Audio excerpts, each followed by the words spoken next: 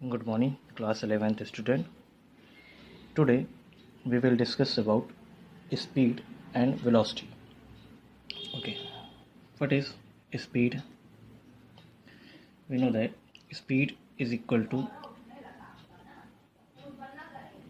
distance upon time, and the unit of speed is meter, and the time unit is second, meter per second. This is unit of speed. Okay, now speed is a scalar quantity. Speed is a scalar quantity. Now velocity, what is velocity? Velocity is equal to displacement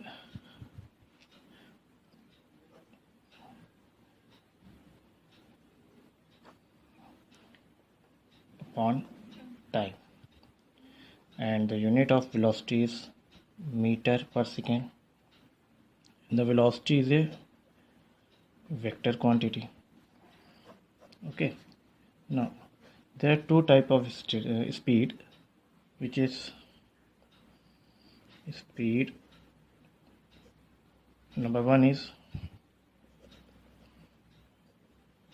average speed, and other is instantaneous speed.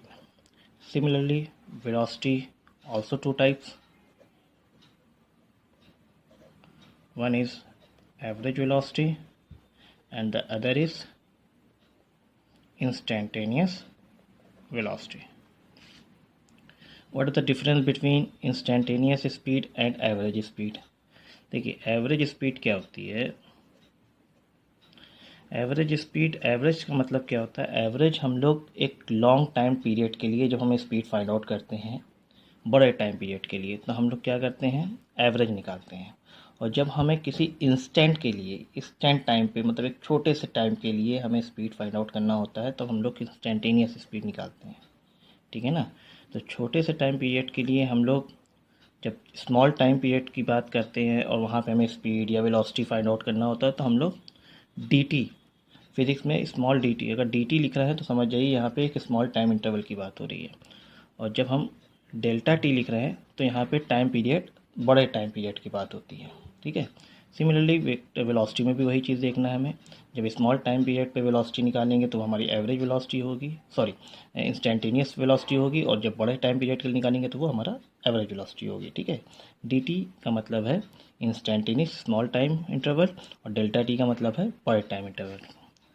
Average speed क्या होती है? Average speed total distance upon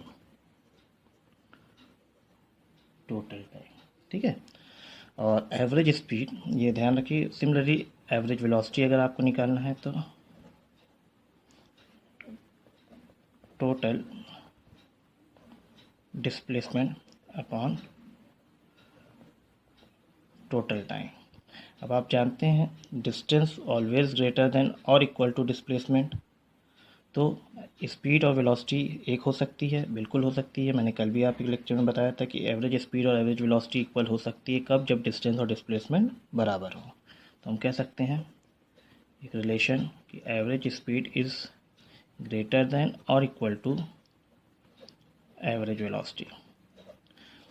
equal to कब होगा? जब distance और displacement equal हो जाए। ठीक है। एक क्वेश्चन लेते हैं, बहुत बेसिक क्वेश्चन है। A boy walks 3 metre east, then 2 meter west. Find his average speed and average velocity. देखिए एक लड़का है, सॉल्व करते हैं, देखते हैं क्या है। एक लड़का है, वो क्या करता है, 3 मीटर ईस्ट की तरफ जाता है और फिर 2 मीटर वेस्ट की तरफ वो मूव करता है। मान लीजिए पहले ए से बी गया 3 मीटर और फिर बी से ए की तरफ या सी तक आया 2 मीटर इसने रिटर्न किया। तो यहाँ से हमें एवरेज स्पीड निकालना है। तो एवरेज स्पीड निकालते हैं। एवरेज स्पीड का फॉर्मूला आपको पता है, टोटल डिस्टेंस। टोटल डिस्टेंस कितना इसने कवर किया होगा?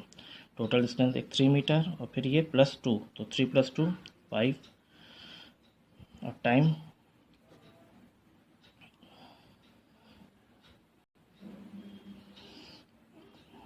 टोटल डिस्टेंस 5 मीटर होगी।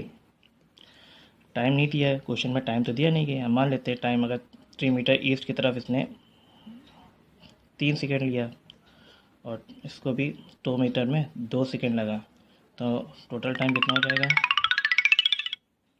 टोटल टाइम हो जाएगा 3 + 2 5 सेकेंड। तो 5 कट गया, 1 मीटर पर सेकेंड। ये हो गई एवरेज स्पीड। यहाँ से हम अगर एवरेज वेलोसिटी निकालें, एवरेज वेलोसिटी में डिस्प्लेसमेंट होता है, total displacement upon total time. तो टोटल डिस्प्लेसमेंट कितना हुआ? डिस्प्लेसमेंट क्या होता है? Shortage distance. शॉर्टेज डिस्टेंस कितनी है? From initial between initial point two final shortage distance, तो ये है हमारी। तो जब 3 मीटर ये हो गया, 2 मीटर रिटर्न हुआ, तो शॉर्टेज बचा कितना? ये 1 मीटर। तो 1 मीटर टोटल डिस्प्लेसमेंट कितना हो जाएगा? 1 मीटर। और टाइम कितना है? टोटल टाइम तो 5, तो 1/5 मीटर पर सेकेंड। तो यहाँ से हम देख रहे हैं कि वेलोसिटी हमेशा स्मॉल हो रही है स्पीड के। Thank you.